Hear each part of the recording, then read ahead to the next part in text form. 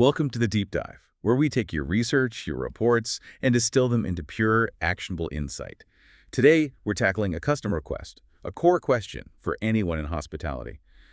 What is the actual, measurable return on investment for training your staff?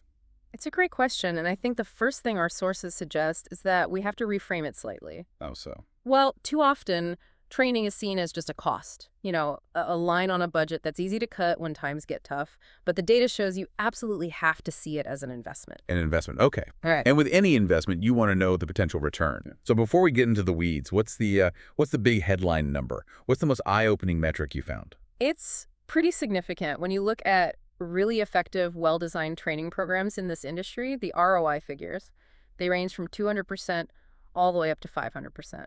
Wow, 200 to 500%.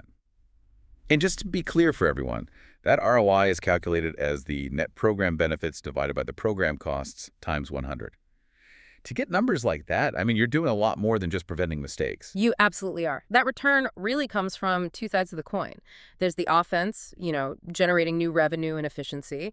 And then there's the defense, which is mitigating some really catastrophic financial risks. Okay, let's unpack this. I think it makes sense to start with defense. Sometimes the easiest ROI to prove is the money you don't lose. And hospitality is, well, it's famous for high turnover. So what's the real cost of just letting people walk out the door? The costs are massive Right. and immediate. Our sources give us some very concrete industry numbers. To replace just one hourly employee, you're looking at an average cost of around $6,500. $6,500.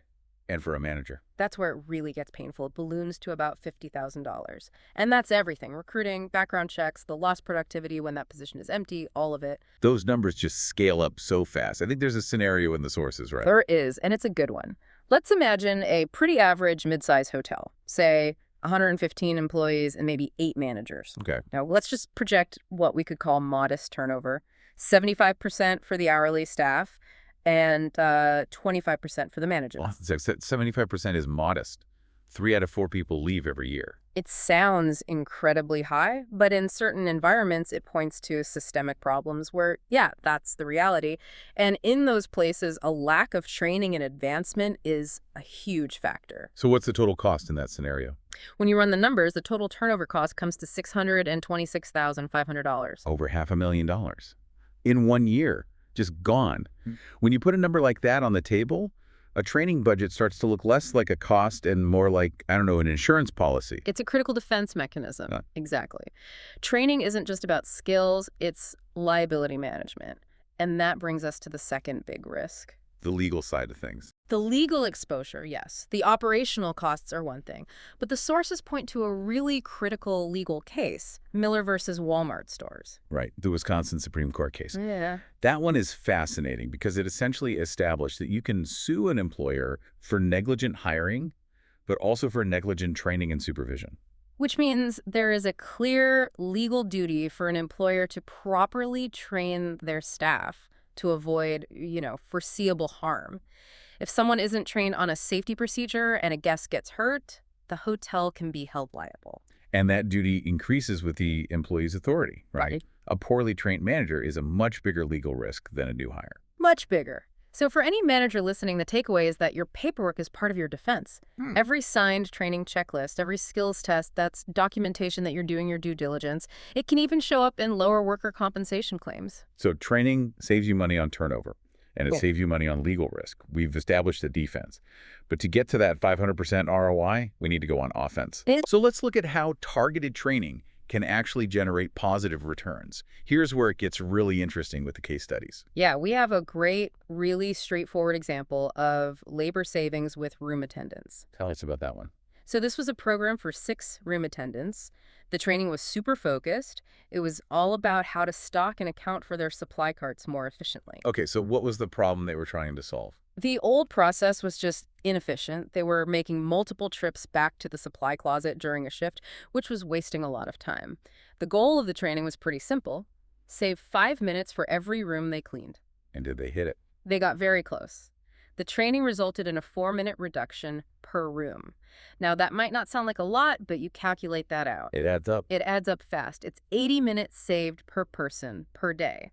So across those 6 people, over 30 days, That's 14,400 minutes saved. which is 240 hours of labor. Exactly. And at the wage cost in the source, $10 an hour for wages and benefits, that single piece of training saved the hotel $2,400 a month. That's a pure hard dollar ROI you can see on day one. And okay, maybe $10 an hour is a bit low for today, but the principle is the same. You identify a bottleneck, these repeated trips, and you train to eliminate it. That's the key insight. And efficiency isn't just about movement. It can be about fundamental skills, too. Which brings us to the Sunnyside Beach Hotel example. That one was about a language barrier. Right. So management there saw a productivity issue with their groundskeepers. Many of them didn't speak English as their primary language, and they were only prepping 4 greens per shift when the target was 6. So it wasn't just about chatting with guests. The language barrier was affecting the actual job handling materials, scheduling, using equipment the right way. Precisely. So the hotel did something smart. They set up an ESL course, English as a second language, and they really supported the staff who was on site after their shifts, and they paid them their hourly wage to attend. And they tailored the course. They did. They mixed job-specific English terms with more general life skills, and the results were quantifiable. What was the number? The groundskeepers who took the course saw a consistent, significant productivity boost compared to a control group who didn't. The estimated return on investment for that program was 37%. 37%. That's a fantastic example because it shows that ROI comes from both these tiny efficiency gains, saving a few minutes here and there, and from tackling these huge fundamental barriers like language. It does. But these great results depend on one thing: The quality of the training design itself. the quality of the upfront planning. Our sources show that salaries are the biggest chunk of training costs, maybe 75 or 80%. But the budget itself is mostly spent in 3 phases: design, development, and implementation. Each of those can be 30 to 35% of the total budget. So if you mess up the design phase, you've already wasted a third of your money on a program that's doomed to fail. You've got it. That's why the first step to getting that big ROI is a really thorough needs assessment.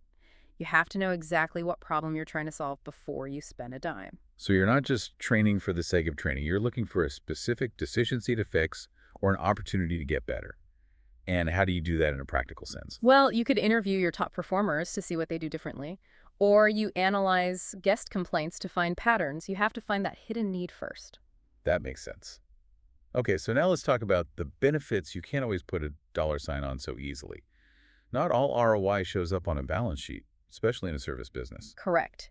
The intangible benefits, what you might call the behavioral ROI, are just as critical, and the sources break it down by who benefits. For the employees, it's about more than just a new skill. It's increased self-confidence, better motivation, and getting them ready for a promotion, which builds your talent pipeline internally. And for the guests, the benefit is obvious. The quality of the service goes up, of course.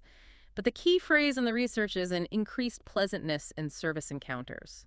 That idea of pleasantness is everything. A check-in can be technically perfect, transactionally complete, but if it's not pleasant, you don't build loyalty. You just have a customer.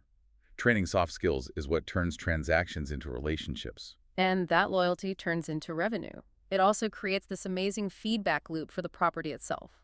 The data shows that higher job satisfaction among staff is strongly correlated with higher returns for investors. Managers who train their people see lower turnover in their own departments. It's a virtuous cycle.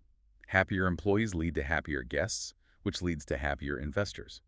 The sources mentioned a company called Club Corp that really leaned into this idea. They have a fantastic system called leveling. They basically bake the value of training right into the pay structure. Pay grade increases are directly linked to an employee's training rec unit. That's such a powerful idea. It puts the employee in the driver's seat. They don't have to wait for an annual review to get a raise. They can actively earn it. It makes them a partner in their own development.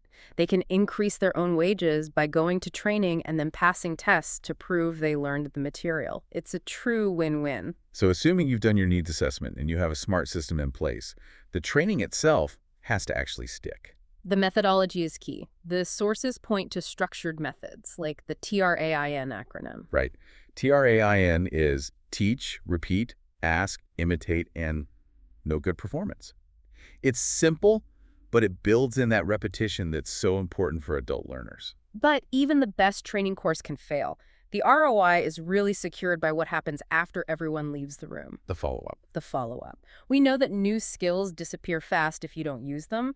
The supervisor has to be the guardian of that investment. They have to check in, provide the right equipment, and give people a chance to practice. And crucially, they can't punish people for trying the new way. That is the absolute #1 rule. If a manager sees an employee using a new technique from training and says, "That's too slow, just do it the old way," you have just wasted an entire training budget. Instantly. You've just killed your own investment. You've created a self-defeating loop. So management has to be all in on supporting the new behaviors. So let's wrap this up. When we look at all the source material, the ROI of hospitality training isn't some vague concept. It's a very real compound effect. You're saving thousands, up to $50,000 per employee you don't lose to turnover. And you're getting measurable productivity gains, like that 37% ROI on the language course, or the direct labor savings from the efficiency programs. And when you put all of that together, the defensive savings, the efficiency gains, the motivational intangibles, you get to those industry-wide returns of 200 to 500%. It's clearly an investment, not an expense. No question. So, connecting this all to the bigger picture, we know soft skills are the backbone of this industry. But they're also the hardest to measure. Attitude, that pleasantness we talked about, it's vital.